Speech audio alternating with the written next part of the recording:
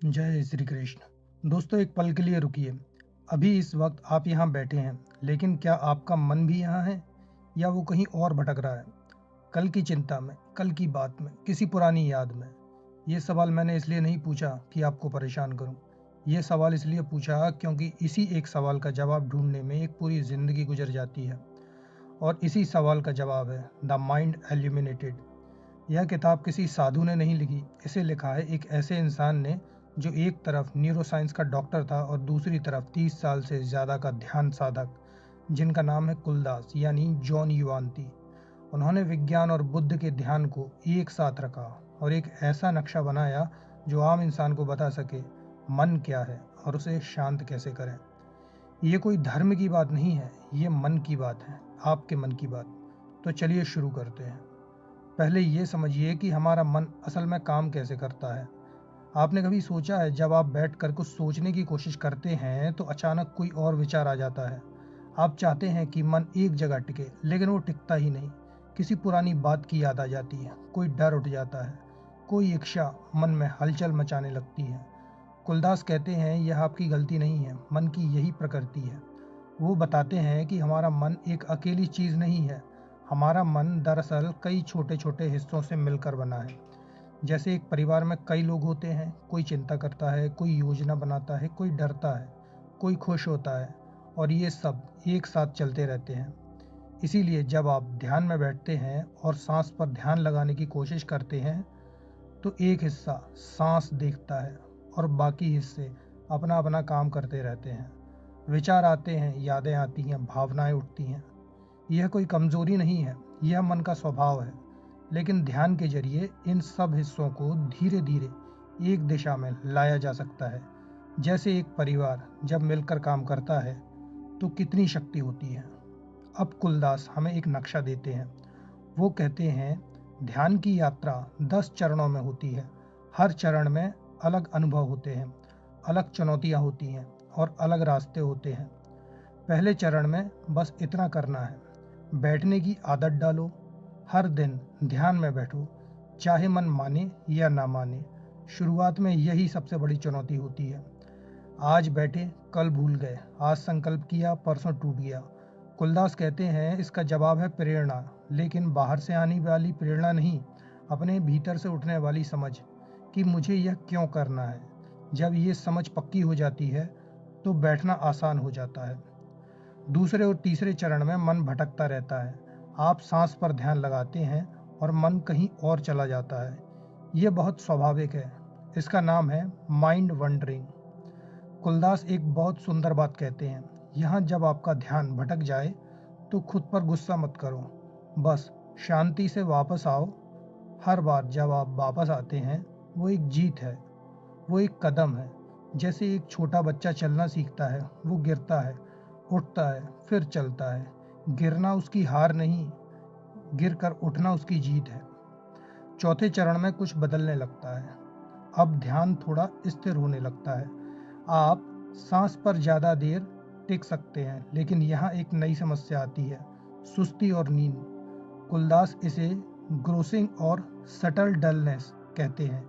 यानी कभी भारी नींद आने लगती है और कभी मन एक हल्की धुंध में खो जाता है। ऊपर से लगता है कि ध्यान हो रहा है, लेकिन भीतर कुछ जीवंत नहीं होता।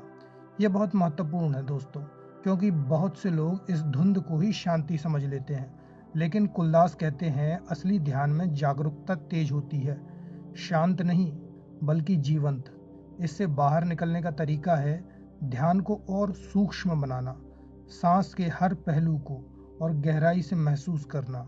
सांस आती है, पेट उठता है, छाती फूलती है, नाक पर हवा का स्पर्श होता है।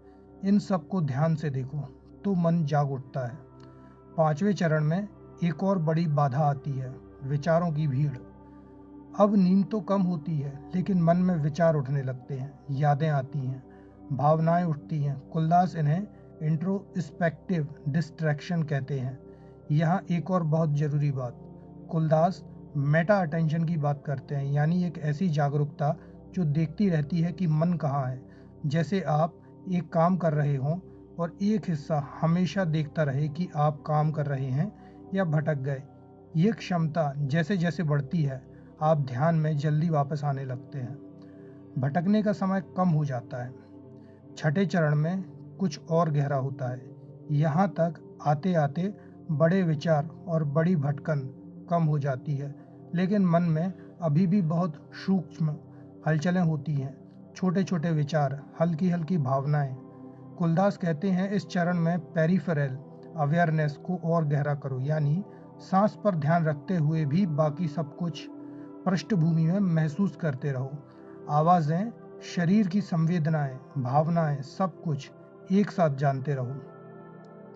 ये बात बहुत महत्वपूर्ण है दोस्तों। बहुत लोग सोचते हैं कि ध्यान का मतलब है सब कुछ बंद कर दो, सिर्फ एक चीज देखो, लेकिन कुलदास कहते हैं असली ध्यान में एक तरफ फोकस होता है और दूसरी तरफ विस्तृत जागरूकता भी होती है, दोनों एक साथ। जैसे एक अच्छा ड्राइवर सामने की सड़क देखता है लेकिन आसपास का भी पूरा ध्यान रखता है।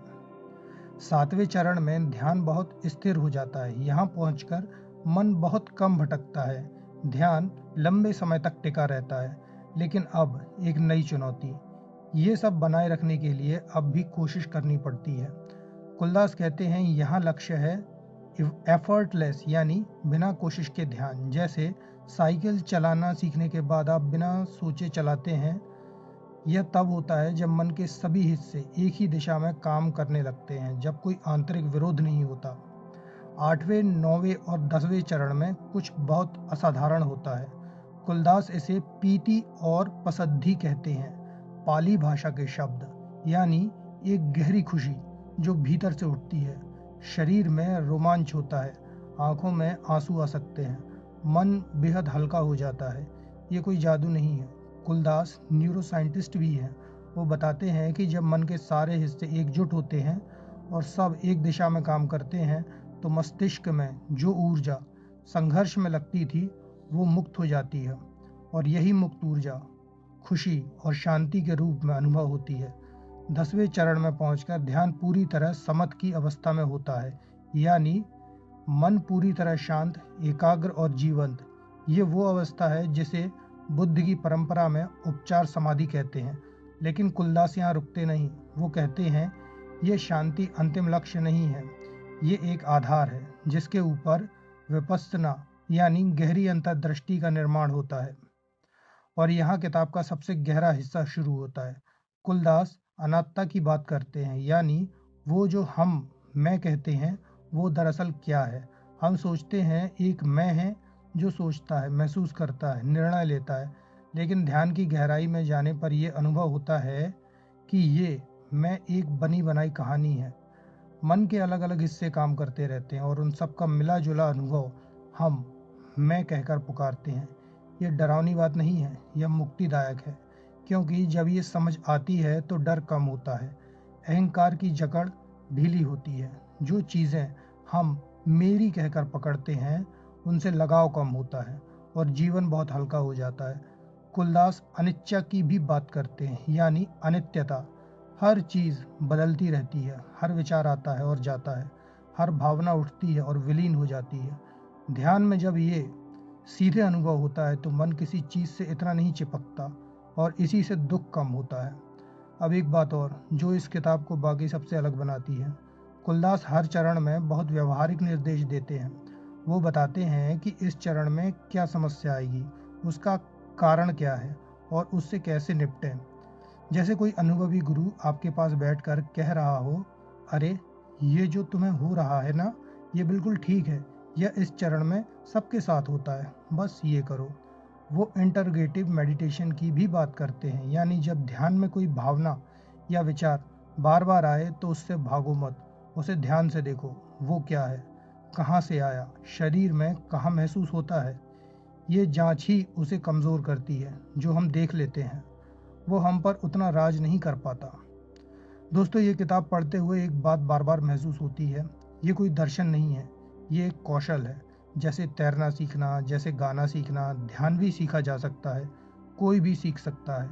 कुलदास कहते हैं ध्यान के लिए ना कोई खास धर्म चाहिए, ना कोई खास विश्वास, बस ये समझ चाहिए कि मन को प्रशिक्षित किया जा सकता है। और ये प्रशिक्षण सबसे बड़ा काम है जो हम अपने लिए कर सकते हैं।